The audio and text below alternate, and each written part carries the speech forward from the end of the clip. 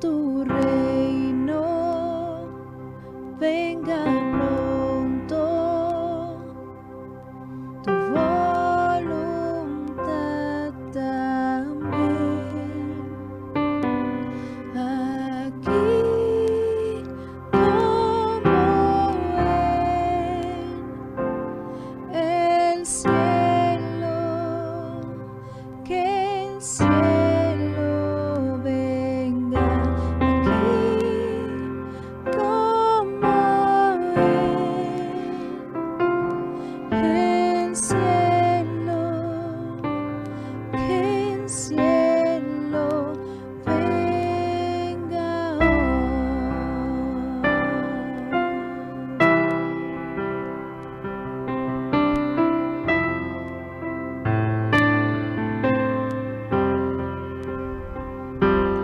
Padre nuestro en el cielo, tu nombre santo es, que tu reino venga pronto, tu voluntad también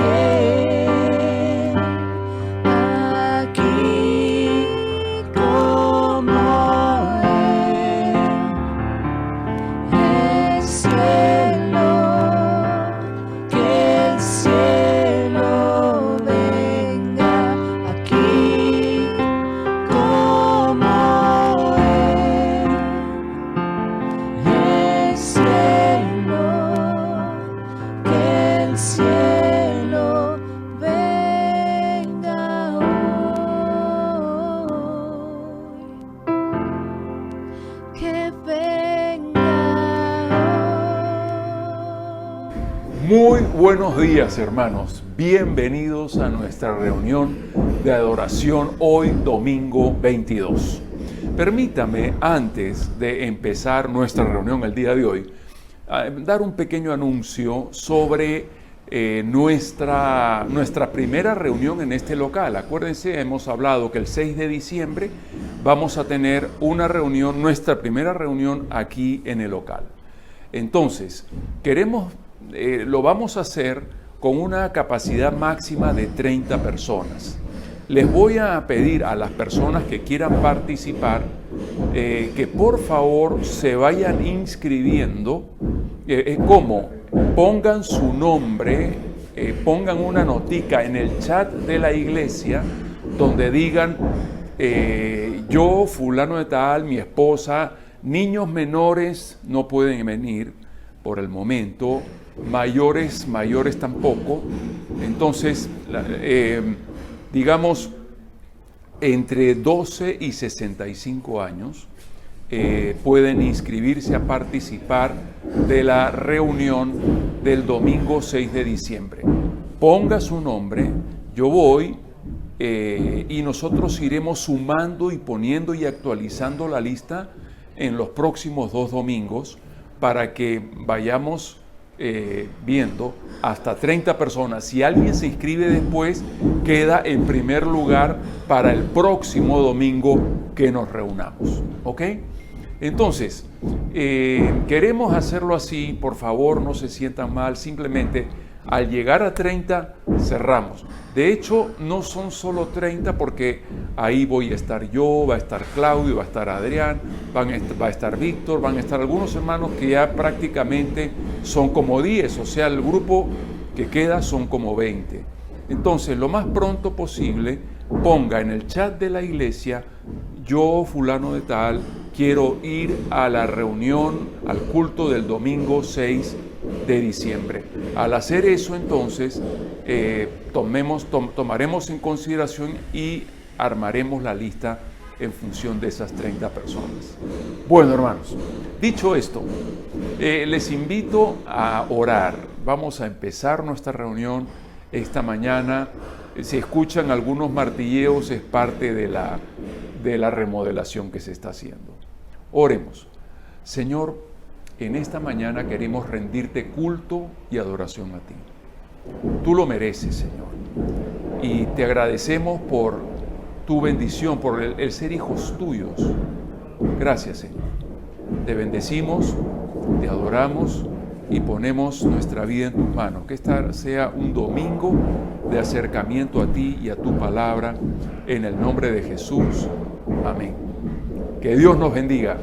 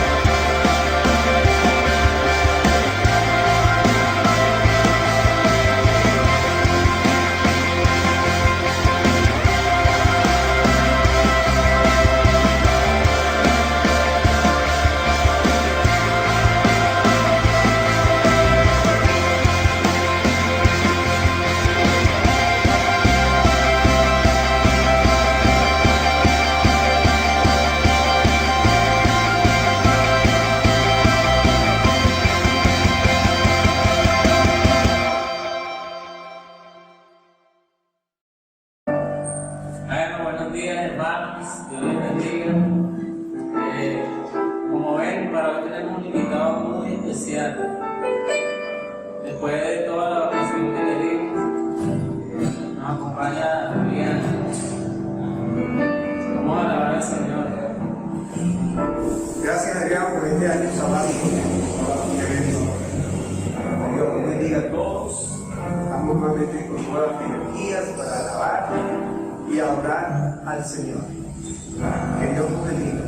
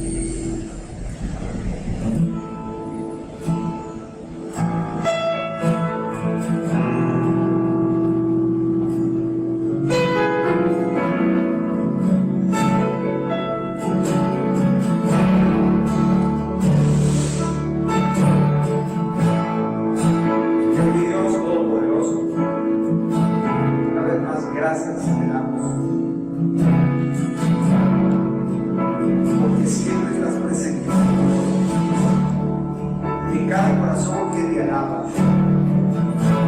Y cada corazón, Señor, que implora tu presencia. Y por ello, Señor, queremos siempre tener ese destello de tu gloria, Señor. Gracias, Señor. Bendito y alabado sea tu nombre, por los siglos de los siglos.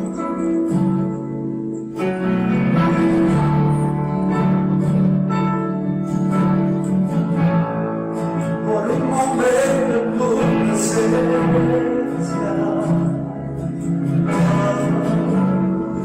por un instante de tu amor,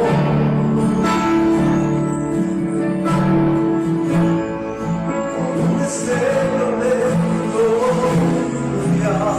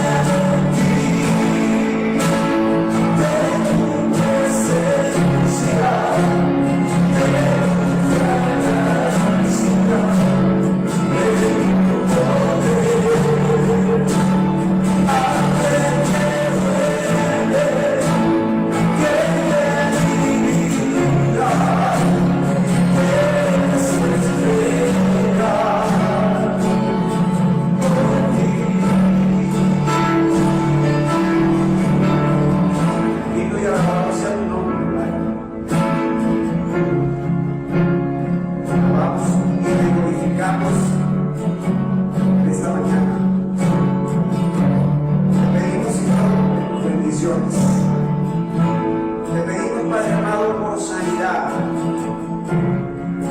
que sales a nuestras vidas, Señor. También te pedimos perdón, Señor, por pecados. Te pedimos también, Señor, que no dejes que siempre tengamos hambre de ti, Señor. Que siempre tengamos esa necesidad, Señor. Gracias, Señor. Bendito y alabado sea tu nombre.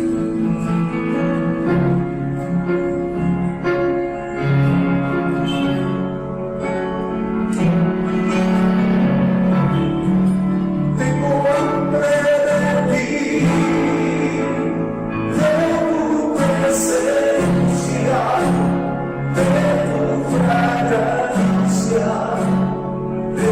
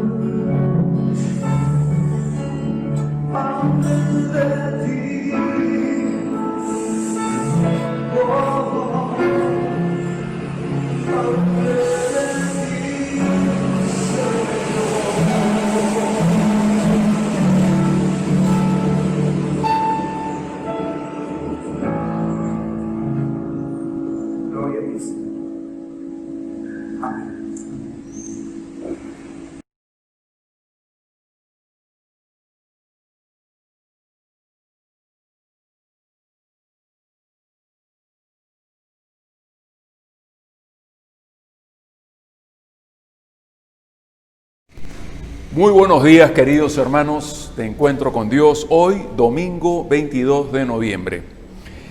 Hoy vamos a seguir con la carta a los Corintios y nos toca hoy el primera a los Corintios, capítulo 5. Un pasaje de por sí feo. Esos pasajes que uno de pronto tendría cuidado de poner en la Biblia, ¿verdad? Por ejemplo, fíjense cómo empieza, quisiera leer unos pocos versículos, el capítulo es corto, dice: de cierto se oye que hay entre vosotros, los corintios, fornicación, y tal fornicación cual ni aún se nombra entre los gentiles, es decir, entre los no cristianos y no judíos, tanto que alguno tiene la mujer de su padre. Y vosotros estáis envanecidos, ¿no deberíais más bien haberos lamentado para que fuese quitado de en medio de vosotros el que cometió tal acción? Fíjense, ya de por sí ahí uno ve un tremendo malestar, una tremenda situación dentro de esta iglesia.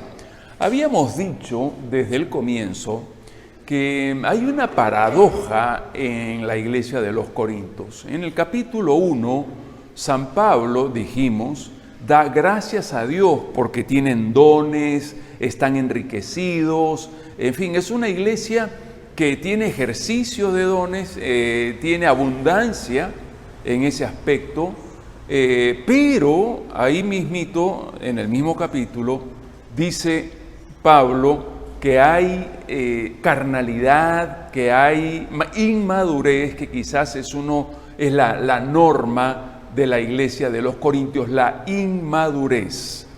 Ahora, frente a esta situación, Pablo le escribe a estos hermanos que están con esta situación, por un lado, dones espirituales, por otro lado, inmadurez espiritual. Qué combinación tan extraña, ¿no?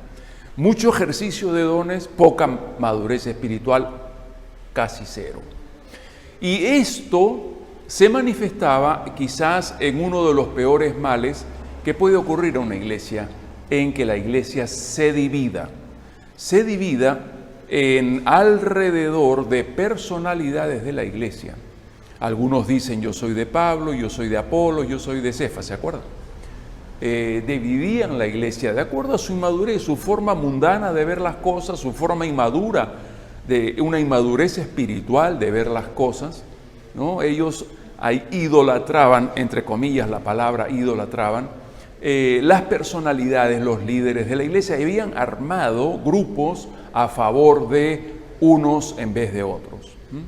Lamentablemente, una forma de, como dijimos en un momento, dividiendo la iglesia, pues la estás neutralizando, la estás incapacitando.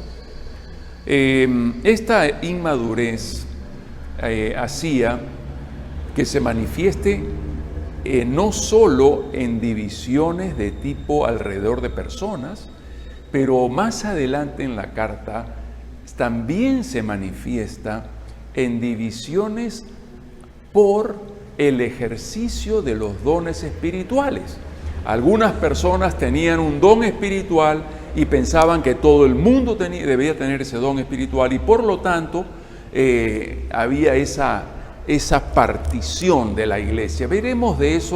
Hablaremos de eso cuando lleguemos a los capítulos 11, 12, 13, 14. ¿Ok? Mientras tanto, llegamos, como dije, a este capítulo feo de Corintios, el capítulo 5. El capítulo 5 nos muestra, el tema aquí es la conciencia inmadura del cristiano frente al pecado en su medio. Es decir, la inmadurez en Corintios los había hecho incapaces de detectar, de accionar cosas que hacer frente a la situación pecaminosa que estaban viviendo. Situación pecaminosa grave, ¿no? Casi a nivel de un incesto.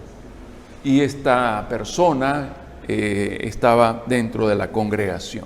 Entonces yo quisiera ver al menos 4 cosas que ocurren cuando la persona es inmadura, espiritualmente hablando, y no entiende, no logra ubicar el pecado en su real dimensión. Y creo que esto es algo que a todos nos toca, tú, yo como cristianos, no echarle solo la culpa a los corintios, nos toca a nosotros tener conciencia frente al pecado. Entonces, quisiera que veamos esta conciencia de la inmadurez espiritual frente al pecado, cómo se manifiesta, ¿no? En primer lugar, la persona inmadura frente al pecado no se da cuenta. Esa es la primera característica. No se da cuenta, no logra detectar, como dijimos, no es consciente frente a los pecados que le rodean, en su propia vida o de personas que hay dentro de la iglesia. Fíjate, nos dice Pablo, de cierto se oye que hay entre vosotros fornicación, la cual ni siquiera la practican los gentiles, ni siquiera la practican las personas que están fuera de la iglesia. Pero en la iglesia de Corinto había un caso de fornicación tal, como dijimos ya, que era incestuoso, es decir, que hay una persona de la iglesia que está viviendo con la mujer de su padre. Un pecado en la iglesia tremendo. Hay que reconocer que el cuadro es este. Uno a veces no puede evitar que la gente viva en pecado, etc. Pero aparentemente los corintios toleraban que esta persona cristiana con esta mujer de su padre, probablemente cristiana, ambos juntos asistan a la iglesia de Corinto. Una cosa impresionante, una falta de discernimiento, de una inconsciencia frente a la situación pecaminosa en la que están viviendo. No se dan cuenta. Y él dice, frente a esta situación, han debido haber 2 cosas. Fíjate, nos dice el versículo 2, y ustedes se ufanan de esto. Se ufanan de esto. ¿Cómo te puedes gloriar, ufanar? Acá dice en la Reina Valera, envanecerte, pensar sin sentido, de esta situación dentro de la iglesia. Probablemente el pensamiento reinante en la iglesia de Corinto es, oye, mira qué buenos que somos, nosotros no condenamos a la gente y este hermano que vive con la mujer de su padre está bienvenido a la congregación. Pablo dice, no deberían haber hecho eso. Es más, y vamos a ver más adelante por qué, pero hay 2 cosas que sí deberían haber hecho. Una, sentir tristeza. En otras versiones dice duelo, tristeza. Una situación así debe tocar las fibras del cristiano, del creyente que se ve en una situación de este tipo. Hoy en tu iglesia, que ocurran cosas así, debería causar tristeza, dolor, duelo, dice otra traducción. Y otra cosa que han debido hacer es expulsar al hermano. Expulsar al hermano. Dice versículo 2, no debiera más bien haberos lamentado para que fuese quitado de en medio de vosotros el que cometió tal acción. Es decir, tristeza, pero a la vez, y vamos a ver más adelante, qué es esto de quitar a esta persona de en medio y por qué. ¿Por qué? Entonces, el primer aspecto de la inmadurez para entender el pecado es el que no se da cuenta de la gravedad del pecado. Es más, no entiende el pecado. ¿Por qué? Porque se mueve con nociones de la carne, con ideas populares de afuera y no ha desarrollado una convicción cristiana frente a la situación del pecado. Eso, en primer lugar. En segundo lugar, la iglesia no tenía juicio, criterio, juicio acerca de los hermanos. Dice el versículo 3, ciertamente yo como ausente del cuerpo, pero presente en espíritu, ya como presente he juzgado al que ha hecho tal cosa. En el nombre de nuestro Señor Jesucristo, reunidos vosotros y mi espíritu con el poder de nuestro Señor Jesucristo, el tal sea entregado a Satanás para destrucción de la carne, a fin de que el espíritu sea salvo en el día del Señor. ¡Wow! ¡Qué cosa tan interesante! Por eso les decía, el pasaje es como abrupto, no es uno de esos pasajes bonitos de la Biblia, ¿no? Pero bueno, de todas maneras es importante para nosotros como iglesia. Hemos dicho que al meternos a Corintios hemos querido desarrollar el tema de la iglesia, porque en estos días de confinamiento, de virtualidad eclesiástica, podemos estar perdiendo nuestra noción de iglesia, y la carta a los Corintios nos enseña acerca de la iglesia, quizás bajo la vía de qué no ser como iglesia. De todas maneras, eso es una enseñanza. ¿Qué no ser como iglesia? Aquí tenemos la inmadurez espiritual chocando contra la iglesia, y particularmente en un tema de inconsciencia frente al pecado. Entonces, en segundo lugar dijimos juicio. Es decir, situaciones como estas se deben juzgar. No es una cuestión de legalismo, de que uno se cree algo más que otro y que solamente el Señor es juez y que no hemos perdonado. No, como cristianos no podemos ignorar situaciones de este tipo que ocurren dentro de la iglesia. Y requiere esto un juicio, y vamos a ver cuál es el juicio que hay que hacer.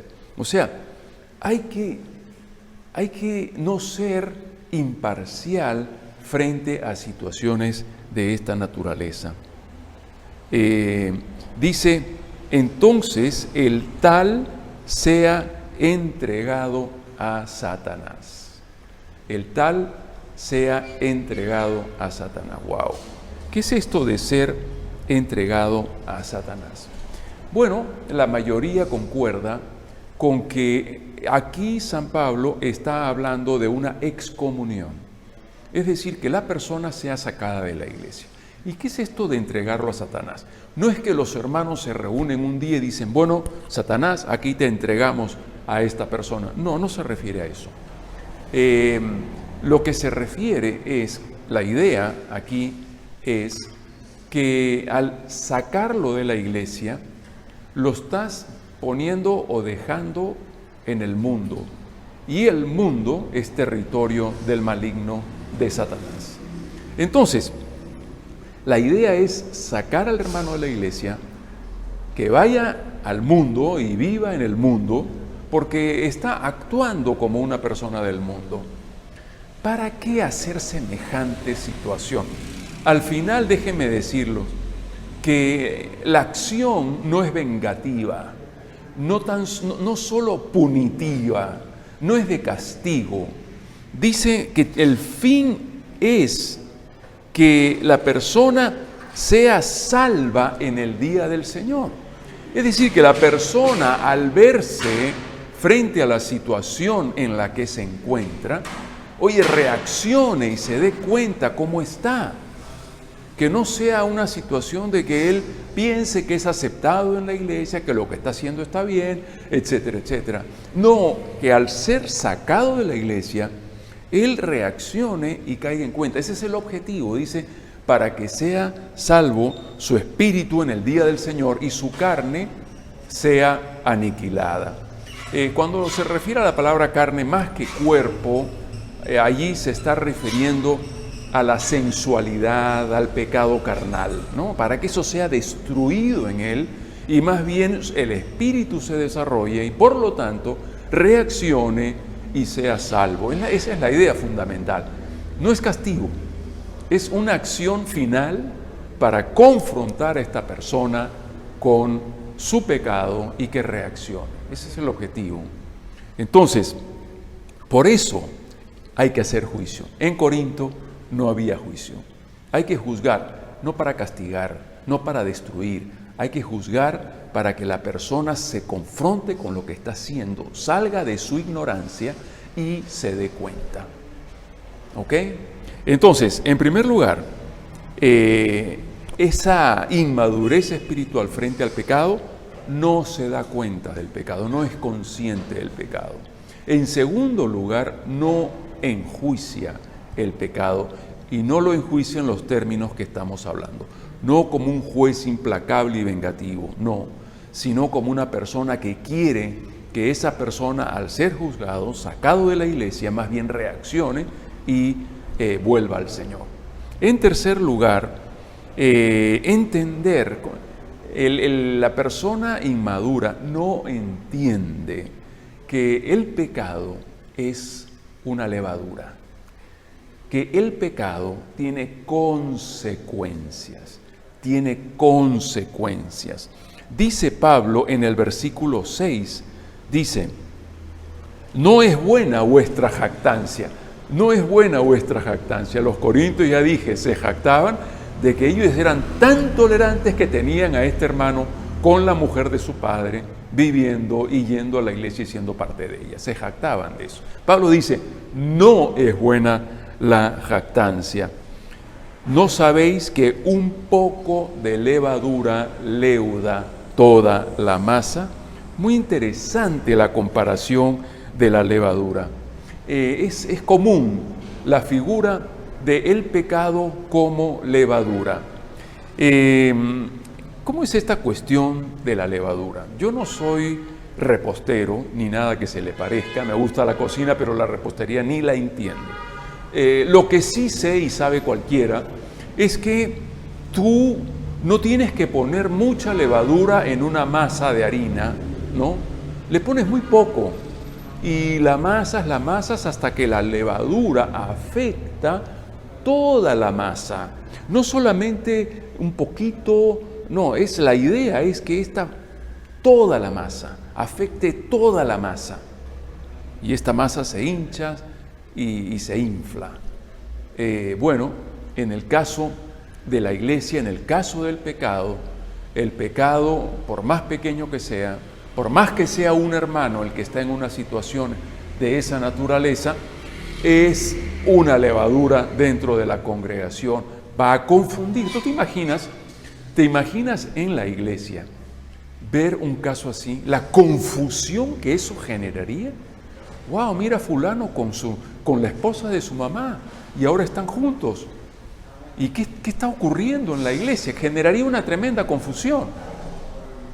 Entonces, y esto daría un mensaje de que la situación esa tampoco es tan mala, porque si en la iglesia lo han aceptado, entonces eso va generando toda una afectación dentro de la iglesia, y de pronto otras personas ven que otros pecados también podrían ser tolerados dentro de la congregación. Al final, el pecado es la norma dentro de la congregación y la levadura, al comienzo poca, ha ido afectando toda la masa que es la iglesia. Pablo dice, saquemos la levadura, y nos lleva a recordar cuando los judíos tienen que comer panes sin levadura antes de la Pascua.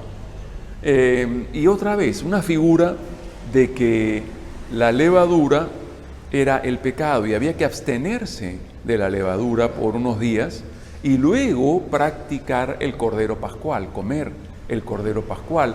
Y en el primero, pues se ocurrió el Éxodo, ¿se acuerdan? Es decir, la noche en que el pueblo judío salió de Egipto, estaban participando de la Pascua, de la primera Pascua judía. ¿De qué hablaba el Cordero Pascual? Bueno, Pablo dice aquí, Cristo es nuestro Cordero Pascual. Fíjate, nos dice acá, limpiaos pues de la vieja levadura para que seáis nueva masa, sin levadura, como sois, porque nuestra Pascua, que es Cristo, ya fue sacrificado por nosotros. Es decir, nos abstenemos de levadura. ¿Por qué? Porque Cristo ha muerto en la cruz y nos ha librado de la levadura. Importantísimo eso. Nuestra Pascua ya no es el Cordero Pascual.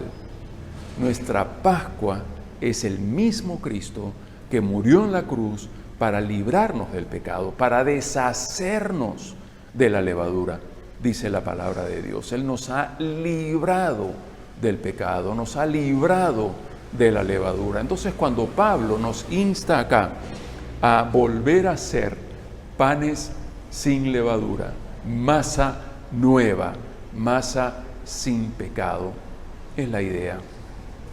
Hay que tener en consideración las consecuencias del pecado. El pecado a nivel corporal y a nivel individual es como la levadura. Poco a poco va a comprometer más y más la masa, el cuerpo en donde se encuentra. Ojo con eso. Entonces, la persona inmadura frente al pecado no se da cuenta del pecado.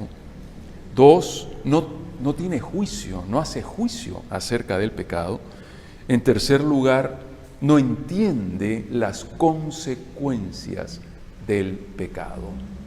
Pecado tolerado, presente en la iglesia, poco a poco irá socavando la firmeza de la iglesia. Esto no quiere decir que algún hermano en algún momento haya cometido un pecado, etc. No, esta es la ratificación de una persona que está contraviniendo abiertamente las pautas de Dios y asiste a la iglesia como si nada hubiera pasado y la iglesia lo apoya. Ese es el problema. Y ese es todo un mensaje que confunde a la congregación. En cuarto lugar, Pablo dice que la persona inmadura frente al pecado, en lo que a la iglesia se refiere, tiene una actitud ingenua frente al pecado. Fíjate lo que dice el versículo 9 en adelante, dice: os he escrito por carta para que no os juntéis con los fornicarios, no absolutamente con los fornicarios de este mundo, o con los avaros, o con los ladrones, o con los idólatras, pues en tal caso os sería necesario salir del mundo. Más bien les escribí para que no se junten con ninguno que llamándose hermano, llamándose cristiano, fuere fornicario, o avaro, o idólatra, o malediciente, borracho, ladrón, etc. Con tal, ni siquiera coman. ¿Por qué razón tendría yo para juzgar a los que están afuera? ¿No juzgáis vosotros los que están dentro? Porque los que están fuera, Dios los juzgará. Quitad pues a ese perverso de entre vosotros. Así termina esta porción. Entonces, fíjate qué consiste la ingenuidad.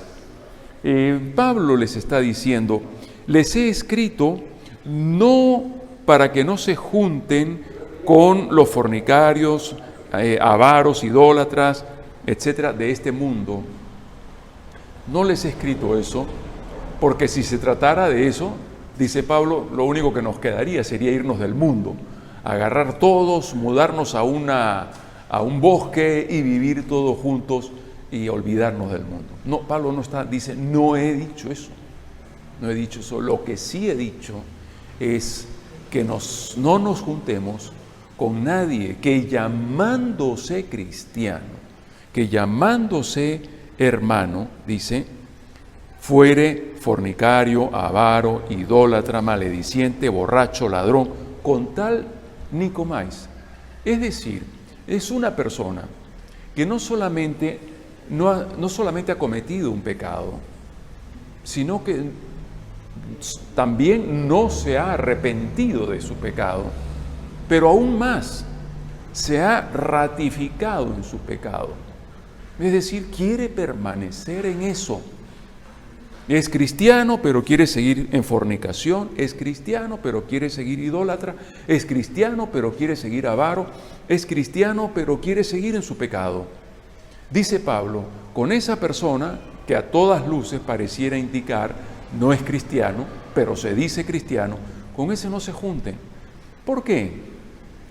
Porque por el bien de esa persona. No es porque, oye, yo soy muy limpio y esa persona me va a contaminar. No, porque si no, tendríamos que salir de este mundo. Sino que con el que se dice cristiano, para que esta persona, otra vez, como en el caso de mandarlo a Satanás, para que esta persona reaccione, para que esta persona sepa, para que sepa que con la iglesia él no tiene nada mientras no resuelva su situación pecaminosa. Es decir, por su bien, no se junten con él. Otra vez, no es porque me va a hacer daño, es por su bien, para que él sepa, para que, oye, ¿qué está pasando? ¿Por qué la iglesia reacciona así? Bueno, piénsalo. Esa es la razón por la que Pablo dice, saquen al perverso de entre ustedes. Interesante. Más que punitivo, más que castigo, es una excomunión de misericordia como un último recurso para que la persona por fin reaccione de sus pecados groseros, no de un pecado circunstancial, sino de esos pecados groseros que no está dispuesto a abandonar y quiere ratificarse en eso y quiere permanecer en eso y piensa con todo y todo que él sí es cristiano, es parte de la iglesia y la iglesia sí lo quiere. No, es un problema la inmadurez espiritual. La inmadurez espiritual, por un lado, genera estas divisiones que hemos dicho, pero por otro lado, no tiene una actitud definida frente al pecado. Y en un mundo pecaminoso, que la iglesia no tenga una clara conciencia del pecado, es un tremendo problema, porque va a ser justamente, como dice Pablo, como esa levadura que va a ir afectando toda la masa, que va a ir afectando todo el cuerpo, que va a ir quitando convicción en la gente, que va a pensar en la persona que recién empieza, ¿por qué se toleran ese tipo de cosas? Tiene que haber claridad, no fariseísmo, no legalismo, es mucho más que eso. Es por amor y por misericordia contra esa persona que está haciendo lo que está haciendo. Por el bien de esa persona, para que por fin se dé cuenta con este último recurso. Muy bien, es otro cuadro dentro de la iglesia que necesitamos madurez espiritual. Pablo está hablando de eso, lo habló ya desde el capítulo 2, 3, 4 y ahora en el 5, donde nos muestra cómo la inmadurez espiritual es tremendamente incapaz de entender el pecado. Y si no entiende el pecado, pues se tolera en la iglesia y esto va a ser, como dijimos, como esa levadura que leuda toda la masa. Ojo con eso, ojo con el pecado, no solamente a nivel corporal, sino también a nivel individual. Que Dios te bendiga, querido hermano.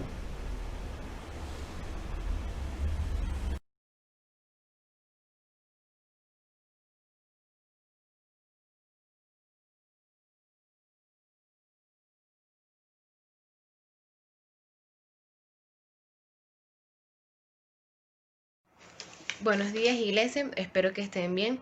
Me gustaría que me acompañaran en este tiempo de diezmos y ofrendas en la lectura del siguiente versículo, Salmo 42, 11. ¿Por qué voy a inquietarme? ¿Por qué me voy a angustiar? En Dios pondré mi esperanza y todavía lo alabaré. Él es mi Salvador y mi Dios. Me gustaría que me acompañaran en oración.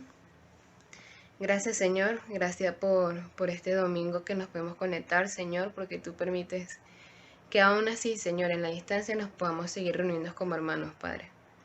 Te pedimos, Señor, que nos ayudes, Señor, a poner nuestra mirada fija en ti, Señor, que no tengamos ninguna preocupación, Señor, porque tú nunca nos desamparas, Padre, y porque tú siempre estarás con nosotros, Señor. También permítenos, Señor, hacer unos dadores alegres, Señor. Esos dadores, Señor, que no nos importa, Señor, darte un poco de lo mucho que tú nos das, Padre, porque sabemos que tú nos retribuyes, Padre, y porque tú nunca nos abandonarás, Señor. Te amamos, Señor, y queremos estar siempre con tu paz, Señor, con tu fuerza, Señor, con la fuerza que tú solamente das, Padre. con la paz que tú solamente das, Señor. Te amamos, mi Dios. Te lo pedimos en el nombre de tu Hijo amado Jesús. Amén. Que tengan una linda semana, iglesia. Bueno, hermanos, ahora nos despedimos alabando al Señor con mucha alegría por tener el privilegio de alabarte y glorificarte, aún en tiempos difíciles, aún en tiempos difíciles. Debemos siempre estar agradecidos del Señor y darle gracias por todo, porque sabemos que tu palabra dice que todo sucede para el bien de quienes amamos al Señor. Bendiciones para todos. Nos vemos en el logo. Buen provecho.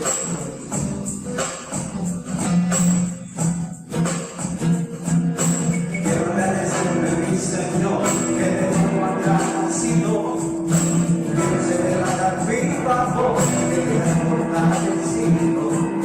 Quiero compartir lo que descansar con todos mis amigos. Quiero que tú veas, mi Señor, lo que siempre tú has querido. Quiero ser criatura nueva, criatura nueva, solo quiero ver esa diciembre que al final esa noche quiero ser. Quiero ser criatura nueva, criatura nueva, solo quiero ser.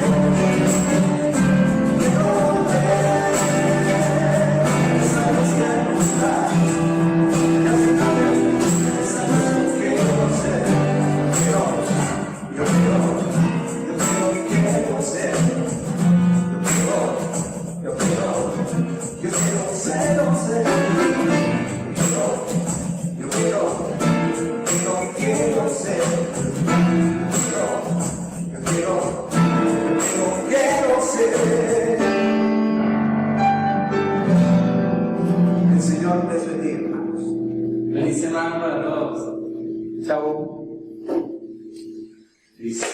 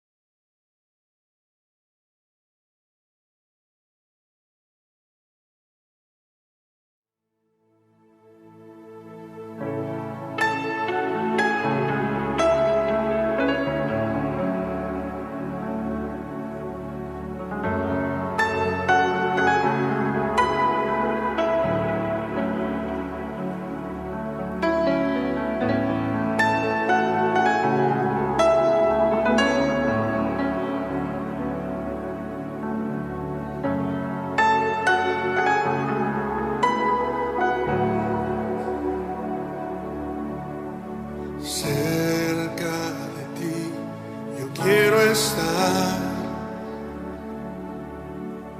para escuchar tu voz y aprender de ti. Quiero ser un reflejo de tu amor. Quiero vivir solo en tu voluntad, Jesús. Eres mi buen pastor, tú conoces mi camino, Jesús. Puedo confiar en ti, oh mi Dios, me rindo.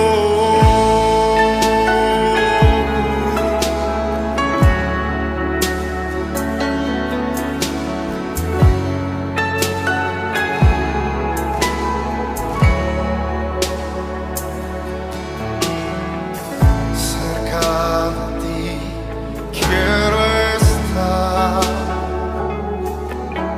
para escuchar tu voz y aprender de ti. reflejo de tu amor.